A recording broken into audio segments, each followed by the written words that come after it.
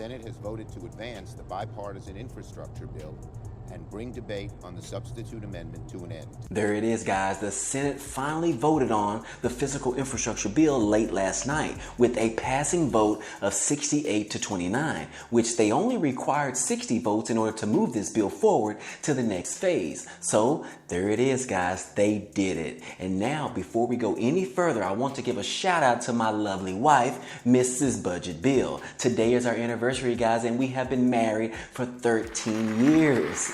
Yes, she has put up with me and my shenanigans, but we have made it thus far and looking forward to having another 13 more years as well. So happy anniversary to her today. Now, in other news, guys, the Democrats are excited about moving forward to the second infrastructure bill, the Americans Families Plan. That's worth $3.5 trillion, as this is the largest infrastructure package or even stimulus package that we have ever seen. So this thing is pretty massive. Chuck Schumer stated that this is one of the bills that is for the ages, and we are going to pass this bill for the American people. So we're going to be talking about that as well today, as far as what's included in the bipartisan bill, as well as what's included in this $3.5 trillion massive bill, as well as we have some more daily news bites to talk to you about as well. I had this feeling that those dang senators would not allow this physical infrastructure bill to get in the way of them leaving for their long August recess break. And they did not surprise me. They voted late on Sunday night to finally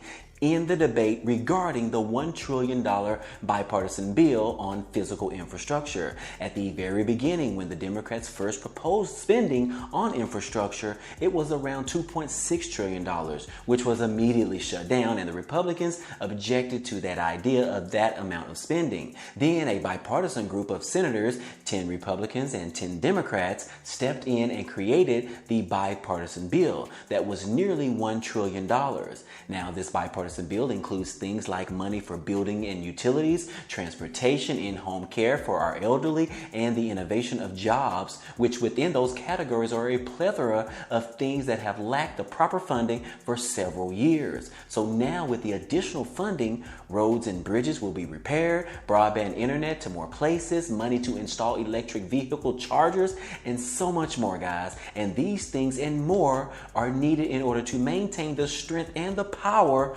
of this country moving forward. And these things will be applied in all states. So definitely the funding is needed and past overdue. I repeat that Democrats are ready and willing to vote on additional amendments to the bill before moving to final passage. Once again, that will require the cooperation of our Republican colleagues. I hope they will cooperate so we can move more quickly. Otherwise, we'll proceed by the book and finish the bill. So this is a great move forward, but we still have a long way to go. Chuck Schumer hopes to have the final passage of this legislation sometime later on today, or even on Tuesday at the latest. But Chuck Schumer is still hoping to get all 100 senators in support of this bill, because that would actually speed up the process. The Republican senators knew up front that there was no way to stop this from passing, so they ended up moving to pass the vote on it anyways. But now the prospects of getting all 100 senators in favor probably is asking for too much. After the vote, Chuck Schumer said, "We will move forward to wrap this up as expeditiously as possible and then move on to the budget resolution. The two-track process is moving along. It's been a process that has been a very good process. It's taking a little bit while longer, but it's going to be well worth it." So yes, guys, senators have wasted a lot of time negotiating and debating over this bipartisan bill, but they was able to finally see it through. And now the next task for Chuck Schumer, as well as other Democrats, is to have the final passage of this bill and then to pass the budget resolution. This is the second part of the infrastructure bill, which is also known as the Americans Families Plan. Now, this bill is what the people like you and I want. This is what we're looking for, guys. And this is because it includes things for the people like tax credits, child and family support, as well as education. And then if we break those down, we know that the Democrats want to extend the child tax credits past 2021, which is this year. They want to extend it through the year of 2025. They also want to increase the SNAP food stamp benefits. They also want to increase child care incentives as well as paid family leave, and then more Pell Grants, free universal preschool, as well as having 2 years of free community college. Now, although getting this bipartisan bill finalized is imminent, this bill still faces uncertainty in the House. Democratic lawmakers have already been pressuring House Speaker Nancy Pelosi to take up this legislation immediately. But Pelosi has already said that she wants to have both the bipartisan bill and the budget resolution at the same time.